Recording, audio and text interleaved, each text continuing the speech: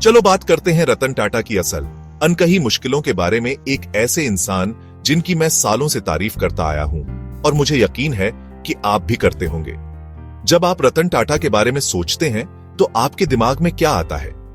शायद टाटा नैनो, बहुत सारा समाज सेवा का काम, या बस वो शांत विनम्र मुस्कान। लेकिन उस इमेज के पीछे एक ऐसा सफर है जो चुनौतियों से भरा है, जिनके बारे में हम में से ज्यादातर लोग कभी सुनते ही नहीं।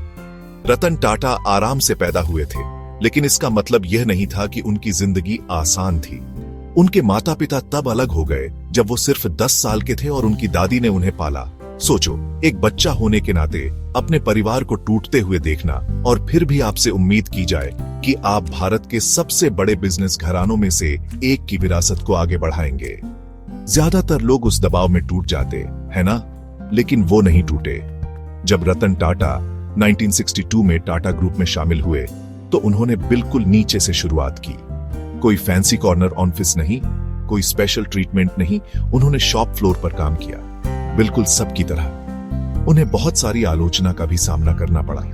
जब वो 1991 में चेयरमैन बने तो कई सीनियर लीडर्स को उन पर शक था। उन्हें लगा कि वो बहुत शांत हैं, बहुत कम एक्सपीरियंस वाले हैं, शायद बहुत सॉफ्ट भी हैं।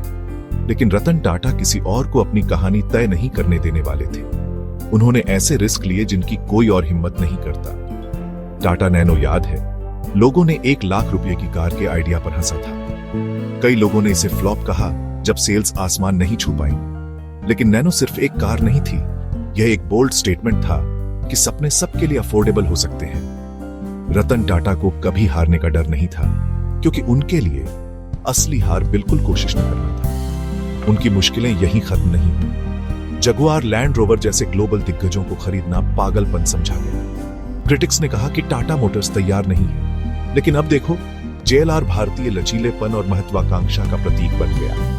उन्होंने हमें दिखाया कि अपने विजन पर विश्वास करना तब भी जब दुनिया आप पर शक करे, सफलता की असली चाबी है। लेकिन मुझे सबसे ज्यादा क्या इंस्पायर करता है, इन सब के बावजूद रतन टाटा विनम्र बने रहे। उन्होंने कभी अपनी दौलत नहीं दिखाई, हमेशा मुनाफे से पहले लोगों को रखा और समाज को देते रहे। ये बहुत कम देखने को मिलता है। यही बात उन्हें हमारी जनरेशन के लिए एक सच्चा रोल मॉडल बनाती है। तो अगली बार जब आप रतन टाटा का नाम देखें तो याद रखें, उनकी कहानी प्रिविलेज के बारे में नहीं है, ये लगन के बारे में है। ये हर बार तब उठने के बारे में है जब जिंदगी आपको गिरा।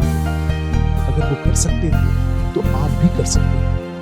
अगर आपको यह कहानी इंस्पायरिंग लगी तो लाइक करें, अपने दोस्तों के साथ शेयर करें, और ऐसी रियल लाइफ कहानियों के लिए सब्सक्राइब करें जो मायने रखती हैं। इंस्पायर्ड रहें।